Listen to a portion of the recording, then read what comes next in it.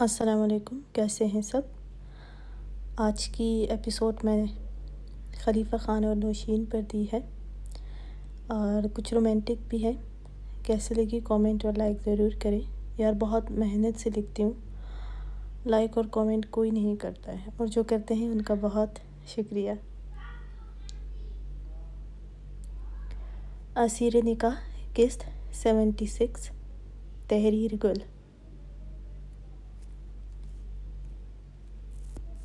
خلیفہ خان ناشتے کی ٹیبل پر بیٹھا ناشتے میں مصروف تھا اور ساتھ ساتھ فون میں بھی خالہ اس کو دیکھ کر بولی، ناشتہ تو کر لو پہلے۔ خلیفہ خان فون تو پورا دن تمہارے ہاتھ میں ہوتا ہے، دوپہر کو تو تم ناشتہ کر رہے ہو۔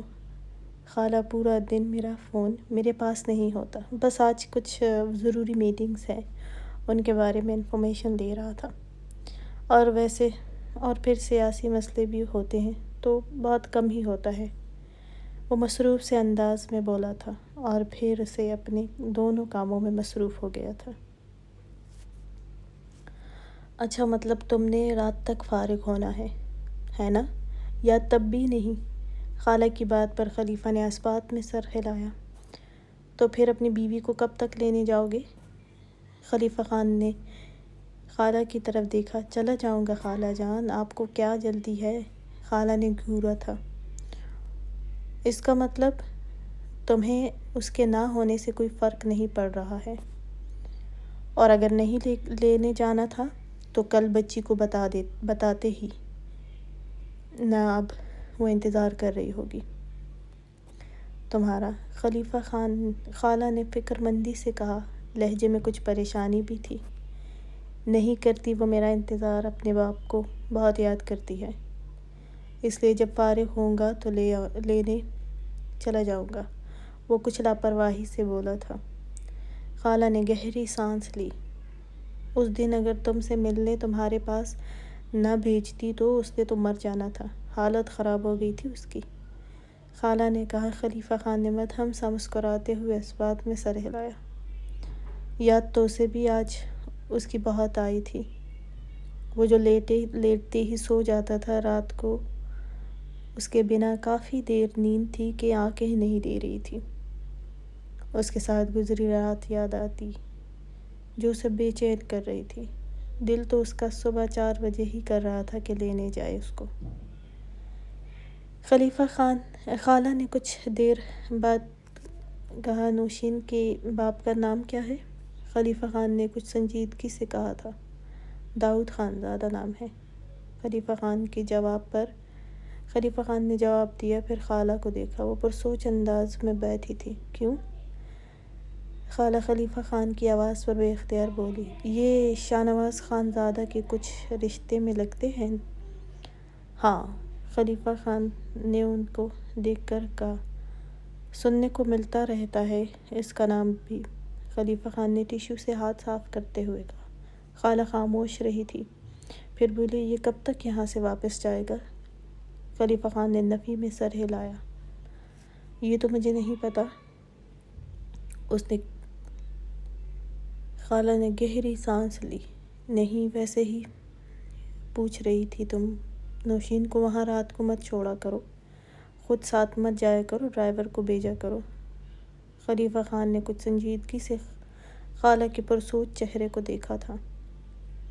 جی ٹھیک ہے، میں شام تک فری ہو جاؤں گا، پھر اس کو ہی لینے جاؤں گا۔ خلیفہ خان نے کھڑے ہوتے کہا۔ ہاں، ایسا کرنا، پھر باہر ہی کہیں کھانا بھی کھلانا۔ خلیفہ خان جو اپنا فون اٹھا رہا تھا، خالہ کو دیکھ کر نفی میں سر ہلاتے ہوئے بولا، اس کی ضرورت نہیں ہے، اس کے لیے بھی مجھے پہلے ریزرویشن کرنی ہوگی، لیکن مجھے نہیں پتا کہ میں کس وقت فارغ ہوتا ہوں، اور اس وقت میں نوشین کے ساتھ باہر کہیں نہیں جا سکتا ہوں۔ آپ حالات جانتی ہیں، وہ کہتا ہوا اپنا کوٹ اٹھاتا ہوا وہاں سے نکلا تھا۔ داؤد خان زادہ اسکرین پر نظریں جمائے ہوئے تھا جہاں خلیفہ خان کی پریس چل رہی تھی۔ وہ صوفے پر ٹیک لگائے ہوئے تھا اور چہرہ بے تاثر تھا۔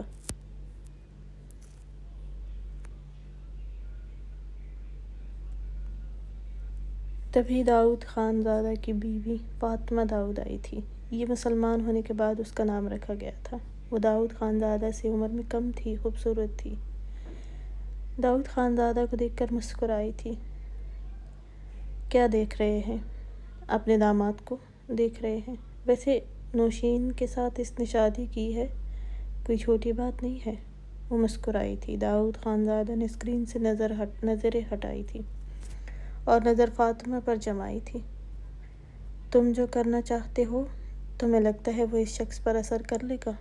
وہ سوالیہ انداز میں اپنا فون گھماتے ہوئے بولی تھی۔ ہاں، کر لے گا۔ داؤد خان زادہ مسکرایا تھا۔ تم اس کی فکر مت کرو، تم اپنی انجوائمنٹ کرو۔ فاطمہ اس کی گہری مسکراہٹ کو دیکھ کر بولی، داؤد تم اپنی بیٹی کو اب چھوڑ دینا۔ تمہیں اب اپنی بیٹی کو چھوڑ دینا چاہیے۔ وہ بہت خوش ہے اپنے شوہر کے ساتھ، اور خلیفہ خان بھی اسے خوش رکھے ہوئے ہے۔ داؤد خان زادہ کی مسکراہٹ سمٹی تھی۔ فاطمہ تم اپنے بچوں کے ساتھ انجوائے کرو ہنی، اس معاملات سے دور رہو، اور نوشین کو کچھ بھی کہنے کی کوشش مت کرنا۔ تمہیں پتہ ہے نا پھر میں کیا کر سکتا ہوں؟ داؤد خان زادہ کے سنجیدگی سے کہنے پر وہ ایک دم خاموش ہوئی تھی، پھر گہری سانس لی۔ اچھا آ جائے، ناشتہ تیار ہے۔ نوشین بھی اٹھ چکی ہے۔ اگر اس کو بالکل اپنے پیار بھرے انداز کا یقین دلانا چاہتے ہیں تو پھر ناشتے پر بھی موجود ہونا چاہیے آپ کا۔ ہنا سو رہی ہے؟ رات کو دیر سے آئی تھی، اس لیے وہ سو رہی ہے، ابھی وہ کہتے ہوئے وہاں سے نکلی تھی۔ داؤد خان زادہ نے اس کی پشت کو گھورا تھا۔ شاہنواز خان زادہ اور شادین خان زادہ اس وقت سب کے ساتھ ناشتے کے لیے موجود تھے۔ ٹیبل پر خاموشی تھی، آج کوئی بھی بات نہیں کر رہا تھا۔ آغا جان بھی خاموش تھے۔ انا جان نے کہا، یہ فارس اور اجمیر اب حویلی نہیں آئے، اتنا وقت ہوا ہے۔ انا جان کی بات پر شاہنواز خان زادہ نے آغا جان کی طرف دیکھا تھا۔ وہ سخت نظروں سے اسے ہی دیکھ رہے تھے۔ انا جان وہ کچھ میٹنگز کی وجہ سے مصروف ہیں، جلدی آ جائیں گے وہ دونوں بھی، شاہنواز خان زادہ نے کپ لبوں سے لگاتے ہوئے کہا۔ انا جان نے اس بات میں سر ہلایا۔ خان جی، میں چاہتی ہوں کہ آپ فضیلت کے گھر والوں سے مل لیں۔ دیکھیں، اب اس بچے نے نکاح تو کر لیا ہے، بچہ پسند کرتا ہے، اس لیے آپ بھی دل نرم کریں۔ میں چاہتی ہوں کہ پارس اور اجمیر کی شادی ہو۔ بہت وقت سے بس پریشانیاں ہی ہیں۔ شادی ہوگی تو کچھ بدلے گا بھی، حویلی میں خوشیاں بھی آئے گی۔ انا جان کی باتوں پر آغا جان کا چہرہ تن سا گیا تھا۔ سب نے بے اختیار آغا جان پر نظریں جمائی تھیں۔ نہیں، فضیلت ہماری حویلی کی بہو نہیں بنے گی، اور بہت جلد وہ اس نکاح کو بھی ختم کر دے گا۔ بس اب مجھے اس بارے میں ذکر بھی اس حویلی میں نہیں چاہیے۔ آغا جان اتنے سخت لہجے میں بولے تھے کہ انا جان اور سب نے ان کو پریشانی سے دیکھا تھا۔ کشمالہ اور حیا دونوں ہی آغا جان کی بات پر کچھ اداس سی ہوئی تھی۔ وہ تو سمجھی تھی کہ آغا جان خاموش ہے تو وہ مان جائیں گے، لیکن وہ تو اتنے سخت لہجے میں بولے تھے کہ انا جان بھی ان کو دیکھ کر خاموش سی ہوئی تھی، لیکن کچھ ہی دیر بعد بولی، خان جی، اجمیر کو پسند ہے، وہ اگر نکاح کر چکا ہے تو مطلب نہیں چھوڑے گا فضیلت کو، اس لیے بچے پر زبردستی مت کرے، وہ خوش ہے اس نکاح سے، اور میں نہیں چاہتی ہوں کہ میرے بچوں پر کوئی زبردستی ہو۔ اس سب میں بہت نقصان سالوں پہلے کر چکے ہیں۔ انا جان نے بھی ناگواری سے سخت لہجے میں جواب دیا تھا۔ آغا جان نے غصے سے انا جان کو دیکھا تھا۔ خانم، تم اچھے سے جانتی ہو کہ مجھے خاندان سے باہر نہیں کرنی، اپنے خاندان سے ہی کرے گا وہ شادی۔ آنا جان نے ان کے غصے کو دیکھ کر لب پینچ کر رہ گئی تھی۔ شاہ نواز خانزادہ کے چہرے پر ناگواری سی چھائی تھی۔ وہ کھڑا ہوا تھا۔ آنا جان نے اس کو دیکھا۔ میں نکلتا ہوں، ضروری کام ہے مجھے، وہ کہتا ہوا وہاں سے نکلا تھا۔ کشمالہ بھی کھڑی ہوئی تھی، اس کے پیچھے جانا چاہتی تھی، لیکن وہ تیز تیز قدموں سے وہاں سے نکلا تھا۔ شادین خانزادہ بھی کھڑا ہوا تھا۔ تبھی آغا جان نے کہا، تمہارے ہسپتال میں کیا ہوا تھا؟ کچھ خاص نہیں آغا جان، بس کچھ مشین خراب ہوئے ہیں، بس اس وجہ سے کچھ بیزی ہوں میں۔ شادین خانزادہ نے جواب دیا، کیسے خراب ہوئی ہے؟ ابھی تو تم نے منگوائی تھی۔ آغا جان نے اس کے چہرے کو دیکھتے ہوئے حیرانی سے کہا تھا، پتہ نہیں آغا جان، سمجھ میں نہیں آ رہا ہے۔ میں نے کمپنی سے بات کی تھی، وہ چیک کرنے آئے تھے۔ اب دوبارہ سے دیں گے۔ خیر میں اب چلتا ہوں۔ آغا جان نے اس بات میں سر ہلایا، وہ وہاں سے نکلا تھا۔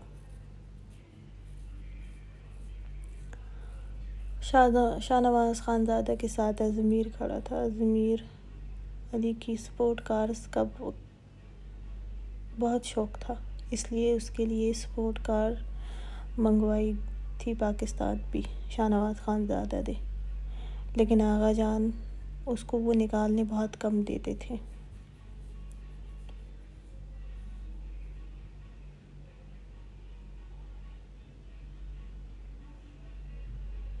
وجہ وہ دوستوں کے ساتھ ریس لگاتا تھا۔ اس وجہ سے اس کے ایک دوست کی دھیان ہٹنے کی وجہ سے توازن بگڑنے سے بری طرح ایکسیڈنٹ ہوا تھا اور وہ وہیں دم توڑ گیا تھا۔ یہ دیکھ کر آغا جان نے اس پر بھی پابندی لگائی تھی اور نہ ہی وہ اسے شہر لے کر جانے دیتے تھے، لیکن کل شام وہ نکلتے ہوئے اپنی گاڑی میں ہی نکلا تھا اور اب شاہ نواز خانزادہ سخت نظروں سے اسے دیکھ رہا تھا۔ اس کی سیاہ مرسیڈیز بمشکل انم کے گھر کے پورچ میں کھڑی کی گئی تھی۔ تمہیں کیا ضرورت تھی اس کو یہاں کھڑا کرنے کی؟ آس پاس کے لوگ بڑی حیرت سے ضمیر کی گاڑی کو دیکھ رہے تھے اور کچھ تو باتیں بھی کر رہے ہیں۔ تم جانتے ہو نا انم یہاں رہتی ہے اور اب تمہاری گاڑی یہاں ہے۔ تم جانتے ہو پورا گاؤں اس گاڑی کو پہچانتا ہے۔ آغا جان کو پتہ چلے اس سے پہلے ہی یہاں سے نکلو۔ اور وہ کچھ سخت لہجے میں بولا تھا اور یہ سچ بھی تھا۔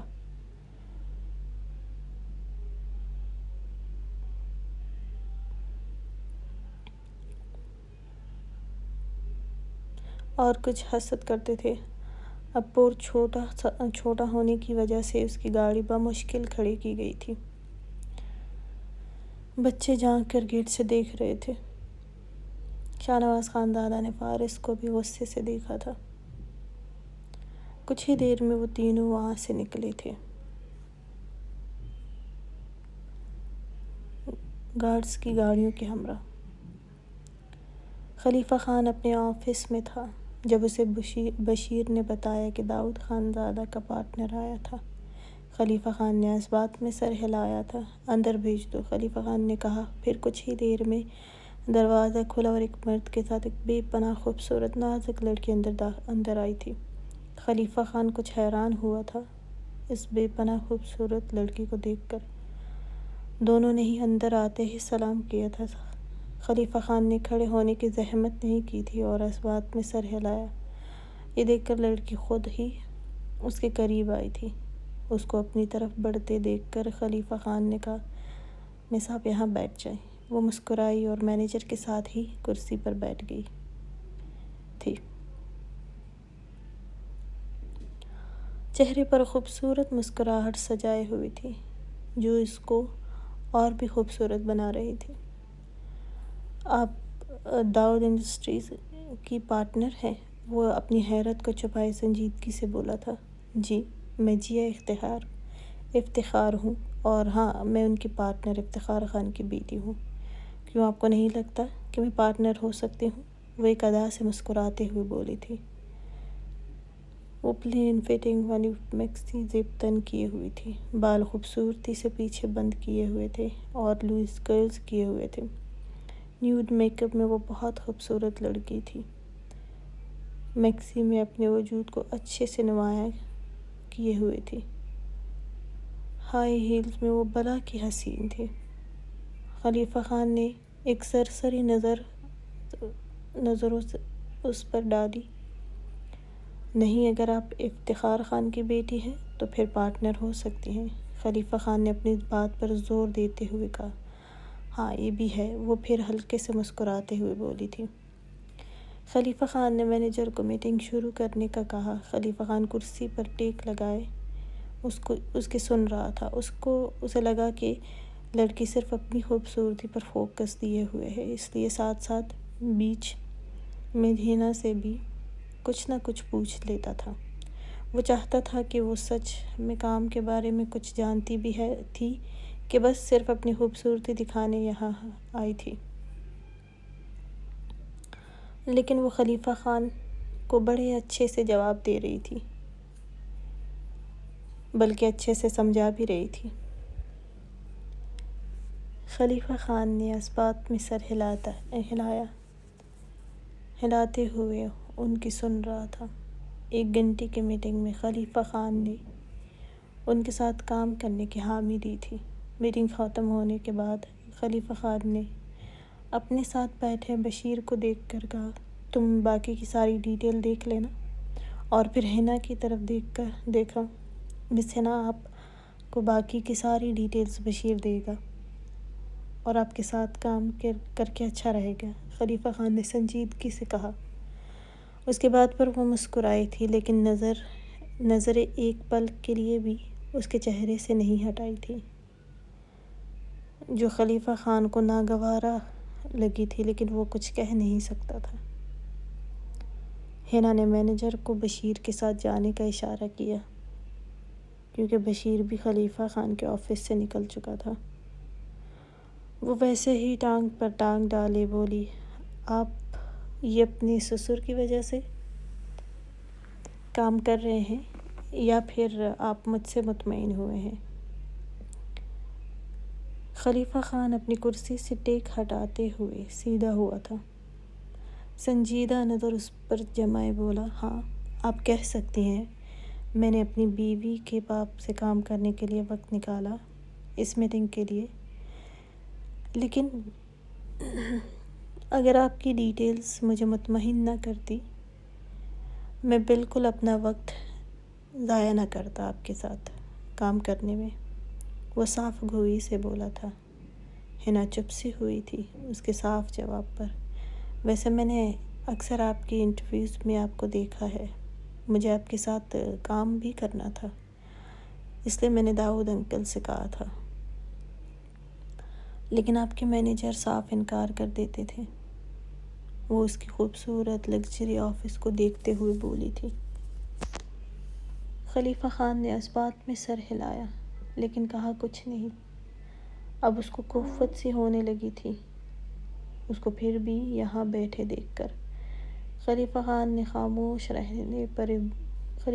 خاموش رہنے پر وہ بولی، آپ کو لگتا ہے اچھا نہیں لگا میرا یہاں ہونے پر؟ خلیفہ خان کچھ لمحے اس کو دیکھنے کے بعد مسکرایا تھا، نہیں، بس مجھے لگا تھا کہ کوئی بڑی عمر کا ہی پارٹنر ہوگا میرے سسر کا، اس لیے۔ خیر، اب ساتھ ہی کام کریں گے، اور کام میں اچھا برا نہیں پرفیکٹ پروفٹ دیکھا جاتا ہے۔ ہینا جو کچھ اداس سی ہوئی تھی خلیفہ خان کے ٹھنڈے انداز پر، اس کا تھوڑا سا مسکرانے پر وہ اس کو دیکھ کر رہ گئی۔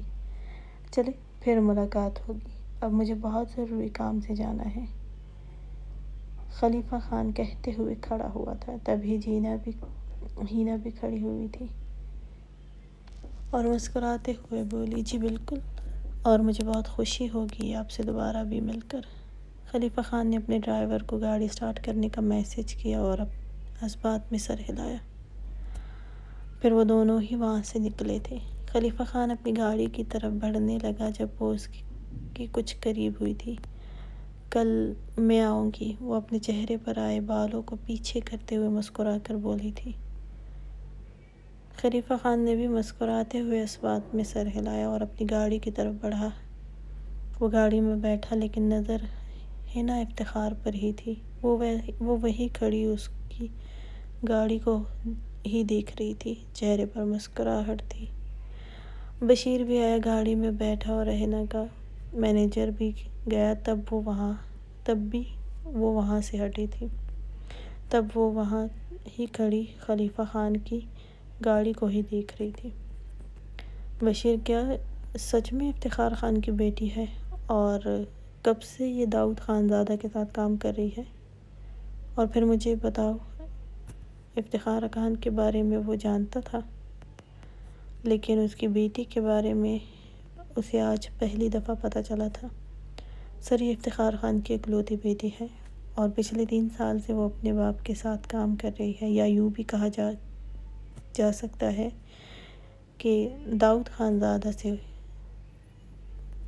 اس سے ہی زیادہ تر اپنے کام ساتھ رکھتے ہیں۔ خلیفہ خان نے اس بات میں سر ہلایا۔ نوشین فاطمہ کے ساتھ بیٹھی باتیں کر رہی تھی۔ وہ محسوس کر رہی تھی اب اسے پہلے کی طرح جان نہیں چھڑا رہا تھا کوئی۔ داؤد خان زادہ بھی صبح جاگ وقت اس کے ساتھ بیٹھا تھا، باتیں کر رہا تھا، اور اب وہ اپنے دوستوں کے ساتھ گیا تھا۔ تبھی لاؤنج میں حنا داخل ہوئی تھی۔ نوشین اس کو دیکھ کر مسکرائی اور کھڑی ہوئی تھی۔ اس سے ملنے کے لیے حنا نے قریب آتے ہوئے سلام کیا۔ نوشین کو دیکھا اس سے ہاتھ ملایا تھا۔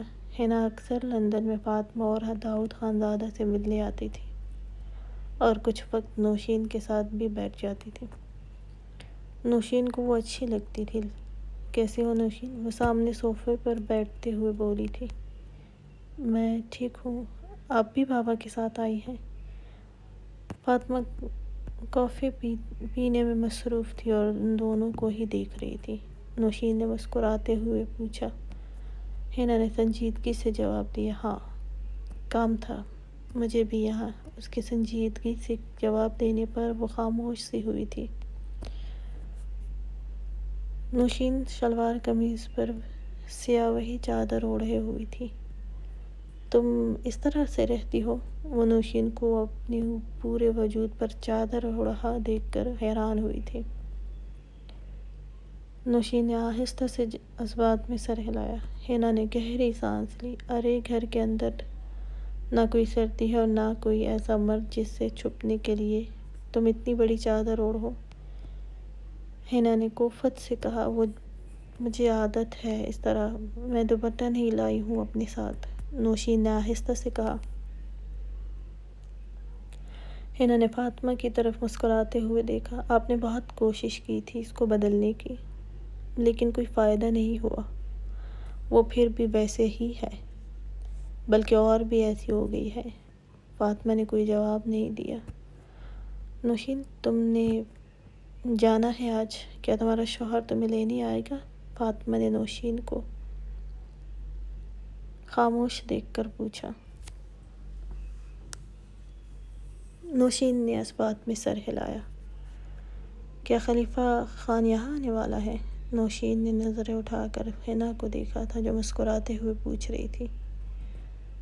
نوشین نے ایک نظر فاطمہ کی طرف دیکھا اور اس بات میں سر ہلایا۔ فاطمہ نوشین کو ہی دیکھ رہی تھی۔ تم اس کے سامنے ابھی ایسے ہی رہتی ہو؟ نوشین کو اب خود بھی عجیب سا لگا تھا کہ شاید وہ سچ میں ٹھیک نہیں لگ رہی ہوگی۔ فاطمہ مسکرائی تھی، پھر بولی، حنا، تم تھکی ہوئی آئی ہو، جاؤ فریش ہو جاؤ، پھر داؤد آنے والا ہے تو تم پھر سے کام کی شروع ہو جاؤ گے۔ حنا نے اس بات میں سر ہلایا اور اٹھی تھی اور اوپر کی طرف گئی تھی۔ فاطمہ نے نوشین کو دیکھ کر کہا، تمہارا شوہر جیسے تمہیں دیکھنا چاہتا ہے ویسے ہی رہو۔ ہاں، تمہارے لیے میں نے کچھ گفٹس لائے ہیں، وہ دیکھ لو، اگر ان میں سے کچھ پسند ہو تو پہن لو۔ ویسے سب تمہارے حساب سے لائی ہوں۔ نوشین نے فاطمہ کی طرف دیکھا تھا۔ وہ ہلکا سا مسکرائی تھی، پھر بولی شوہر کے لیے کچھ بھی پہننا چاہیے۔ نوشین کچھ حیران بھی تھی، پہلے کبھی وہ ایسا نہیں کہتی تھی۔ نہیں، ان کو میں ایسی ہی پسند ہوں، نوشین نے اس بات میں آہستہ سے جواب دیا تھا۔ ہاں، تم بری نہیں لگ رہی ہو ہنی۔ پھر ملازمہ کو آواز دیتی ہوئی بولی جاؤ میرے کمرے سے نوشین کا بیگ لے کر آؤ۔ ملازمہ نے اس بات میں سر ہلایا اور ان کے کمرے کی طرف گئی تھی۔ میں نے کسی سے کہا ہے وہ ملازمہ کون تھی؟ شاہ نواز خانزادہ نے اپنی پرانی حویلی کی سب ملازموں کے بارے میں پتہ کروایا تھا۔ یہاں اگر کوئی ملازمہ چھوڑ کر بھی چلی جاتی تھی، پھر بھی انا جان ان کے گھر کچھ نہ کچھ ہر ماہ بھجواتی تھی، اس لیے ملازمہ کو دیکھنے کا کام بھی آسان تھا۔ لیکن سب ملازماؤں سے پتہ کرنے کے باوجود بھی اسے اس کا پتہ نہ چل سکا تھا جو اس رات پرانی حویلی میں زرمینہ خان کے پاس تھی۔ اس کے لیے وہ زرمینہ خان سے ملنا چاہتا تھا، لیکن کیسے وہ یہ سوچ رہا تھا خضر خان کبھی بھی ملنے نہیں دے گا، وہ سب جانتے تھے۔ شاہ نواز خانزادہ اسی کے بارے میں سوچ رہا تھا۔ وہ تینوں ابھی ہی میٹنگ سے فارغ ہوئے تھے، تبھی خلیفہ خان بھی وہاں آیا تھا۔ وہ سلام کرتا ہوا شاہ نواز خانزادہ کے سامنے بیٹھا تھا۔ کیا بات ہے؟ اور خضر خان تمہاری حویلی آیا تھا، کچھ بتایا نہیں؟ فارس نے گہری سانس لی۔ بہت کچھ بتایا، اتنا کہ اب سمجھ سے باہر ہو رہا ہے سب کچھ۔ ایسا کیا بول دیا ہے سردار صاحب؟ بھی پریشان ہیں؟ فارس نے خلیفہ خان کو بھی ساری بات بتائی۔ وہ کچھ حیران ہوا تھا۔ عجیب بات ہے یہ کہ کسی کو بھی معلوم نہیں ہوا تھا، وہ حیرت سے بولا۔ وہ تینوں کافی دیر بیٹھے رہے۔ خلیفہ خان داؤد خانزادہ کے پورچ میں گاڑی سے نکلا۔ تم باہر مت جاؤ، مجھے بس کچھ ہی دیر میں واپس نکلنا ہے، وہ ڈرائیور سے بول کر اندر کی طرف گیا تھا۔ وہ زیادہ دیر نہیں بیٹھنا چاہتا تھا۔ چلو داؤد خانزادہ، جب تک تم اچھے ہو میں بھی اچھا ہوں۔ وہ بڑبڑاتے ہوئے داخلی دروازے کی طرف بڑھا تھا۔ داؤد خانزادہ اپنے کچھ دوستوں سے ملنے گیا تھا، لیکن اسے پتہ چل گیا تھا کہ خلیفہ خان اب اس کے گھر جانے والا ہے، اس لیے وہ اس سے پہلے ہی پہنچ گیا تھا۔ خلیفہ خان اندر گیا، سامنے ہی اسے داؤد خانزادہ بیٹھا ہوا نظر آیا تھا۔ خلیفہ خان نے اونچی آواز میں سلام کیا، جس کا جواب داؤد خانزادہ نے مسکراتے ہوئے دیا تھا۔ آؤ بیٹھو۔ داؤد خانزادہ نے اسے بیٹھنے کا کہا تو وہ بیٹھ گیا۔ اطراف میں نظر دوڑائی، لیکن وہ نہیں تھی۔ انکل، میں نوشین کو لینے آیا ہوں۔ کہاں ہے وہ؟ داؤد خانزادہ نے اس کو دیکھا، وہ فاطمہ کے ساتھ کمرے میں ہے، وہ کچھ گفٹس لائی ہیں، اس کو دکھا رہی ہے۔ میں نے دونوں کو بلایا ہے، ابھی آتی ہوں گی۔ خلیفہ خان نے اس بات میں سر ہلایا۔ خلیفہ خان، کیسی رہی تمہاری میٹنگ؟ مجھے مینیجر نے بتایا کہ تم نے ڈیل سائن کر لی ہے۔ داؤد خانزادہ نے مسکراتے ہوئے کہا، جی مجھے ٹھیک لگا سب کچھ۔ خلیفہ خان نے مختصر جواب دیا تھا، تم سرمایہ کی فکر مت کرو، وہ سب میں لگاؤں گا۔ داؤد خانزادہ نے مسکراتے ہوئے کہا، حنا کے ساتھ ہونے والی میٹنگ کے بارے میں بتایا؟ جی مجھے اچھا لگا، اس لیے خلیفہ خان نے سنجیدگی سے جواب دیا۔ فاطمہ والوں کو میسی جوڑا بنائے، لانگ شرٹ اور ٹراؤزر زپ تن کیے ہوئے تھی، بنا دوپٹے کے تھی۔ نوشین کے سامنے بیٹھی اسے اس کی میکسی دکھا رہی تھی۔ وہ جو اس کے لیے لائی تھی وہ ویسٹرن ڈریسز تھی، گہرے گلے والے اور ہاف سلیوز کی تھی۔ نوشین نے ایک نظر دیکھا اور ذہن میں خلیفہ خان کا سخت چہرہ لہرایا تھا، جو ایک دوپٹہ نہ پہننے پر ہوا تھا۔ نوشین نے تھوک نگلتے ہوئے کہا، فاطمہ مجھے یہ بہت پسند آئے ہیں، لیکن یہ خلیفہ خان کو پسند نہیں ہوں گے، میں جانتی ہوں۔ فاطمہ نے مسکراتے ہوئے کہا، مائی ہنی، تم نے تو ویسے بھی اتنی بڑی چادر کرنی ہوتی ہے، تو اگر پہن بھی لوگی تو بھی نظر نہیں آؤ گی۔ چلو تم تیار ہو کر آؤ، ایسا کرو، وہ سیاہ میکسی کی طرف اشارہ کرتے ہوئے بولی، یہ پہن لو، اچھے سے تیار بھی ہو جاؤ، اور پھر مجھے بھی بتاؤ، مجھے بھی تو دیکھنا ہے کہ یہ تم پر کیسی لگ رہی ہے، جاؤ۔ فاطمہ نے زور دیتے ہوئے کہا۔ تو نوشین کو بھی فاطمہ کے اصرار پر چینج کرنے جانا پڑا۔ اپنی چادر ہٹا کر بیڈ پر رکھی فاطمہ اپنے فون میں مصروف ہوئی تھی۔ نوشین کچھ ہی دیر میں وہ پہن کر واپس آئی تھی، وہ سیاہ میکسی جس کی فٹنگ بالکل اس پر ٹھیک تھی، گلا آگے پیچھے سے گہرا تھا جس کی وجہ سے وہ کچھ کمفرٹیبل فیل نہیں کر رہی تھی، لیکن اس کا دودھیا رنگت پر وہ بہت خوبصورت لگ رہی تھی، اس کا وجود جیسے دمک رہا تھا۔ فاطمہ نے سر اٹھا کر اس کی طرف دیکھا۔ دیکھو کتنا اچھا لگ رہا ہے، بہت خوبصورت لگ رہی ہو۔ لیکن نوشین بار بار اپنی گردن پر ہاتھ رکھتی، ہاتھ تو ہٹاؤ ہنی۔ لیکن نوشین جلدی سے بیڈ کی طرف بڑھی تھی اور اپنی چادر اٹھا کر واپس لپٹی تھی۔ فاطمہ نے گہری سانس لی تھی۔ اچھا چلو، تمہارا شوہر آنے والا ہے نا، تو ایسا کرو، یہ چینج مت کرو، اپنی چادر لینا اور ہلکا سا تیار بھی ہو کر باہر آ جاؤ۔ وہ ان کی بات پر نوشین نے اس بات میں سر ہلایا۔ تمہیں اب صرف اپنے شوہر پر دھیان دینا چاہیے، وہ زور دیتے ہوئے بولی تھی۔ اور پھر فاطمہ کھڑی ہوئی تھی۔ اپنا سامان واپس سے پیک کرو، اپنے ساتھ لے کر جانا تم، وہ کہتے وہاں ہی دروازہ کھول کر وہاں سے نکلی تھی۔ نوشین مرر کے سامنے جا کر کھڑی ہوئی اور خود کو دیکھا۔ لگ تو وہ بھی اچھی تھی، لیکن اب خلیفہ خان کے سامنے جانے کا مسئلہ تھا۔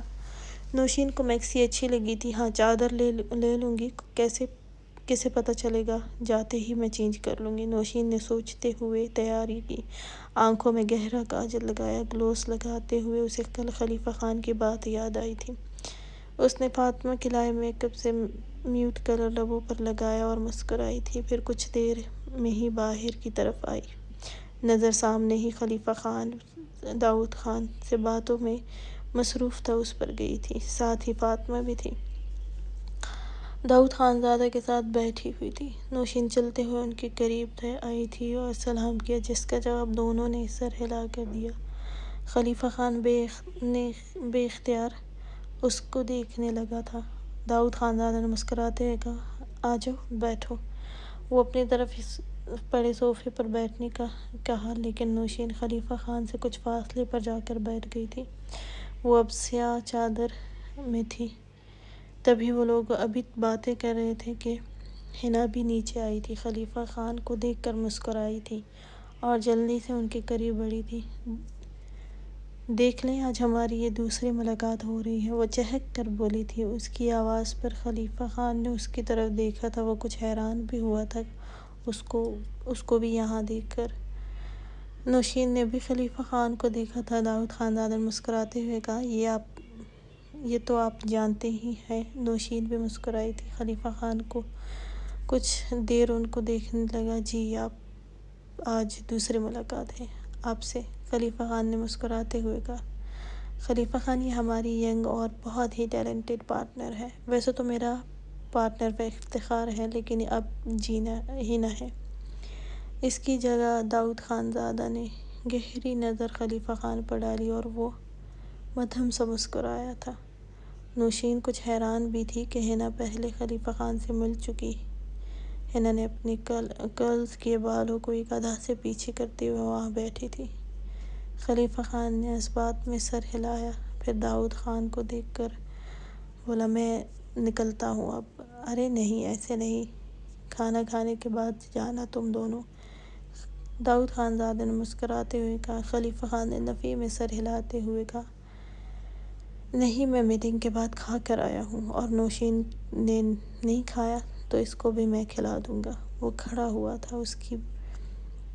اس بات پر نوشین کا چہرہ سرخ ہوا تھا۔ وہ گہری نظر نوشین پر ڈالتے ہوئے پھر سب سے ملنے لگا۔ وہ کھڑی ہوئی تھی، پھر خلیفہ خان نے نوشین کی کلائی پکڑی تھی اور تب ہی حنا نے مسکراتے ہوئے بولی، ہماری ملاقات اب ہوتی رہے گی۔ خلیفہ خان نے بھی مدھم سا مسکراہٹ سے کہا، جی ضرور، اور نوشین کو لیے وہاں سے نکلا تھا۔ داؤد خان زادہ اس کی پشت کو دیکھ رہے تھے۔ فاطمہ تنزیہ مسکرائی تھی۔ داؤد خان زادہ اور حنا کے سنجیدہ چہروں کی طرف دیکھا تھا۔ خلیفہ خان ایک سخت انسان ہے، کیوں حنا؟ ٹھیک کہہ رہی ہوں نا؟ حنا نے فاطمہ کو دیکھا۔ ہاں، سخت تو ہے، لیکن جلدی یہ سختی بھی ختم کر دوں گی۔ اس کے کہتے ہوئے وہاں سے گئی تھی۔ داؤد خانزادہ بھی وہاں سے گئے تھے۔ فاطمہ سر جھٹکتی وہاں مسکراتی ہوئی بیٹھ گئی تھی۔ خلیفہ خان نے نوشین کے لیے دروازہ کھولا اور خود بھی بیٹھ گیا تھا۔ اب گاڑی وہ خود ڈرائیو کر رہا تھا۔ ایک نظر نوشین کو دیکھا، وہ خاموش رہی تھی۔ اپنے باپ کے گھر رہ کر اچھا لگا؟ خلیفہ خان نے پوچھا۔ نوشین نے اس کو دیکھ کر اثبات میں سر ہلایا۔ چلو اب جو مجھے بھی اچھا لگے وہ بھی دینا، وہ اس کے سرخ چہرے کو دیکھ کر بولا تھا۔ نوشین نے نظریں نہیں اٹھائی تھیں۔ گھر آتے ہی نوشین گاڑی سے نکلی اور اندر گئی تھی۔ رات کے 10 کا وقت تھا، اس لیے خالہ ابھی لاؤنج میں ہی تھی۔ نوشین ان کے گلے ملتے ہوئے سلام کیا۔ خوش رہو، خالہ نے مسکراتے ہوئے کہا۔ نوشین جلدی سے کہا خالہ ذرا چینج کر کے آتی ہوں۔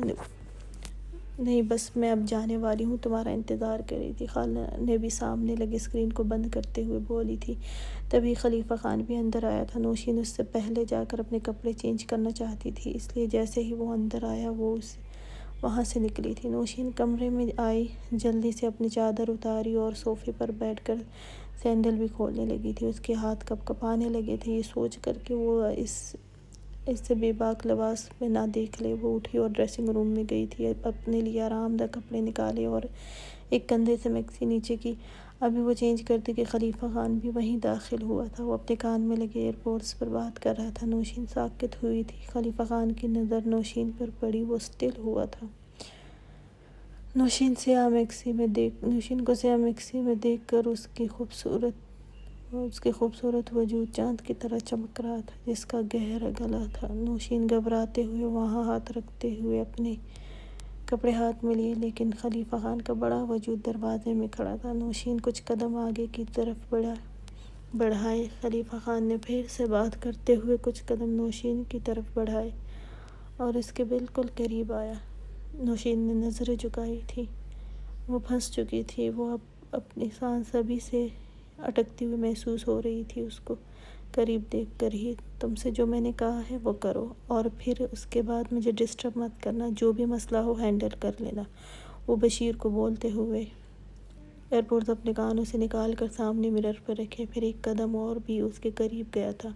نوشین نے جلدی سے رخ موڑا تھا اور الماری میں خود کو مصروف کرنا چاہتی تھی، لیکن وہ الماری پر ہاتھ جما چکا تھا۔ اس کے دل نے شور مچایا۔ خلیفہ خان نے اس کے بالوں سے کیچر آزاد کیا۔ نوشین کے لمبے براؤن بال اس کے اطراف میں آبشار کی طرح بکھرے تھے۔ خلیفہ خان نے گہری سانس لی، اس کے وجود بھی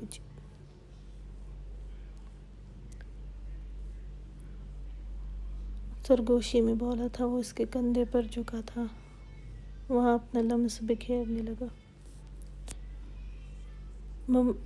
میں نے نہیں فاطمہ، مم نے زبردستی پہننے کو کہا تھا۔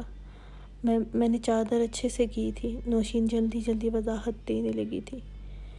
خلیفہ خان نے اس کو پیچھے الماری کے ساتھ لگایا اور اس کے ہاتھ سے کپڑے لے کر صوفے پر پھینک دیے۔ جب پہنا ہی ہے تو پھر میرے لیے چھوڑ دو، وہ کہتے ہوئے ہاتھ کی پشت، لیکن وہ جانتی تھی کہ اب کچھ بھی کہنا فضول ہے۔ اچھی لگ رہی ہو، یہ پھر سے میرے لیے بھی پہنا کرو، خلیفہ خان نے گمبھیر آواز میں کہا۔ خلیفہ خان نے اس کے بالوں میں ہاتھ الجھایا اور اس کا چہرہ اوپر کیا۔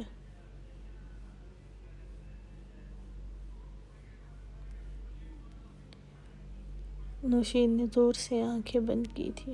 وہ شدت سے اس کی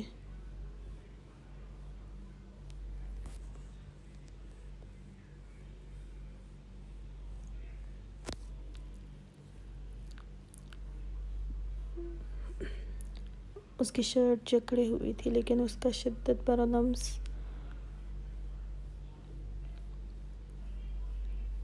اس کے جنونی لمس میں کوئی فرق نہیں پڑا تھا۔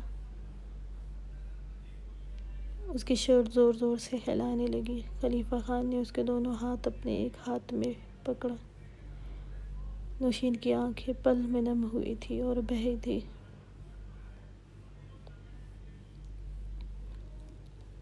نوشین نے گہری گہری سانس لیتے ہوئے سر اس کے سینے سے لگایا، اپنی بکھری سانسیں بحال کرنے لگی۔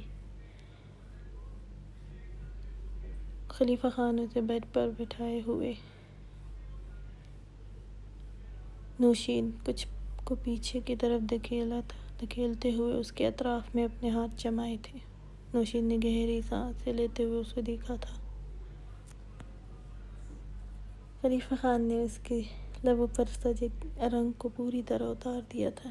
کل اپنے باپ کے گھر جا کر خوش ہوئی تھی تو اب میری باری ہے خوش ہونے کی۔ پورا دن کام کر کے تھک گیا ہوں۔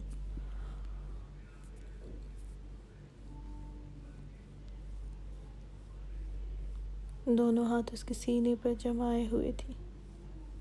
اس کی گہری سانسوں سے اس کے وجود میں ہوتی ہلچل سے وہ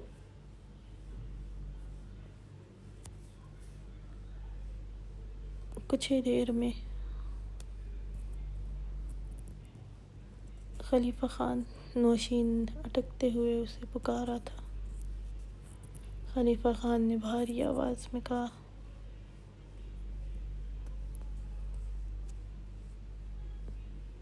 خلیفہ خان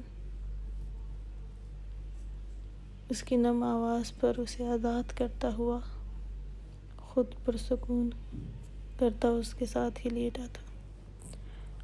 نوشین نے آنکھیں بند کی تھی۔ کچھ دیر بعد وہ اٹھنے لگی جب خلیفہ خان نے اسے کلائی سے پکڑا۔ کہاں جا رہی ہو؟ نوشین کنفرٹر خود سے لگائے آہستہ سے بولی۔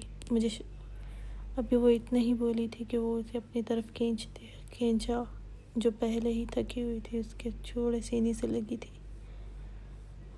نوشین نے بھی ضدی انداز میں نفی میں سر ہلایا تھا۔ چھوڑے مجھے، اور آواز میں نمی تھی۔ خلیفہ خان نے اسے بیڈ پر کرتے ہوئے اٹھا اور اپنی شرٹ اٹھا کر اس کو دی۔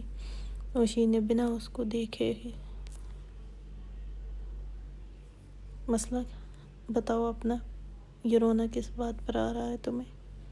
ہاں، اس کے سخت لہجے میں پوچھنے پر نوشین نے نم پلکیں اٹھا کر اسے دیکھا تھا۔ وہ سخت چہرے سے اس کو ہی دیکھ رہا تھا۔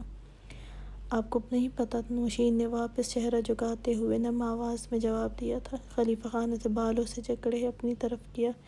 یہ نظریں پھیر کر بات مت کرو مجھ سے، میری جان، مسئلہ بتاؤ مجھے، ورنہ پھر یہ اور مسئلے بڑھا دوں گا۔ خلیفہ خان نے اس کو گھورتے ہوئے سخت لہجے میں کہا تھا، جو آنسو بہا رہی تھی، اور یہ خلیفہ خان کو بہت غصہ دلا گیا تھا۔ بھوک لگی تھی، میں نے کہا بھی تھا، لیکن آپ کو کچھ بھی نہیں سننا تھا۔ نوشین نے اسے روکنے کی کوشش کرتے کچھ کہنا چاہا تھا، لیکن وہ سن نہیں سکا تھا۔ میں نے آپ کے ساتھ کھانا تھا بابا کے گھر، اور اب میری کمر میں درد ہو رہا ہے۔ نوشین نے شکوہ کن نظروں سے اسے دیکھتے ہوئے نم آواز میں آنسو بہاتے ہوئے جواب دیا۔ خلیفہ خان چپ سا ہوا تھا، پھر گہری سانس لی۔ پہلے کبھی میں نے رات کا کھانا تمہارے ساتھ کھایا ہے جو تم میرا انتظار کر رہی تھی؟ وہ کچھ ریلیکس سے انداز میں بولا۔ نہیں، آج غلطی ہو گئی تھی، پھر نہیں کروں گی یہ غلطی۔ وہ بھی طنزیہ بولی تھی۔ خلیفہ خان کے لبوں پر مدھم سی مسکراہٹ آئی تھی، جسے وہ لبوں کو دانتوں میں دبا لیتے ہوئے چھپا گیا تھا۔ اچھا چلو جاؤ، کچھ کھا لو، وہ اس کی کلائی چھوڑتے ہوئے بولا۔ نوشین نے نفی میں سر ہلایا۔ مجھے اب نہیں کھانا، اور نہ ہی مجھ میں ہمت ہے نیچے جانے کی، ناشتہ کر لوں گی، وہ ناراضگی سے بولتے ہوئے کمفرٹر سر تک لیتے ہوئے بولی تھی۔ خلیفہ خان نے غصے سے اس کو گھورا تھا جو ضدی انداز میں سونے لگی تھی۔ خلیفہ خان نے اس کے چہرے سے کمفرٹر ہٹاتے ہوئے اس پر پھر سے جھکا تھا۔ یہ ضد نہیں کرو میرے ساتھ، سمجھی نا، اٹھو اور کچھ کھا لو۔ نوشین نے اس کے دیکھتے ہوئے کہا، نہیں۔ خلیفہ خان نے اسے گھور کر رہ گیا، پھر بولا، جس طرح تم ضد کر رہی ہو نا، مجھے نہیں لگتا کہ تم تھکی ہوئی ہو۔ وہ اس کے گھورتے ہوئے بولا تھا، لیکن سمجھ گیا تھا کہ غلطی اس کی ہے بھی۔ وہ اٹھا اور ڈریسنگ روم میں گیا۔ اس کی نم آواز اسے بے چین کر گئی تھی، اور رات بھر وہ جس طرح اپنی جنونی شدتوں اس پر لٹا چکا تھا، وہ سچ میں تھک گئی تھی۔ کچھ دیر بعد وہ دروازے کی طرف بڑھا تھا، بکھرے بالوں میں ہاتھ پھیرتے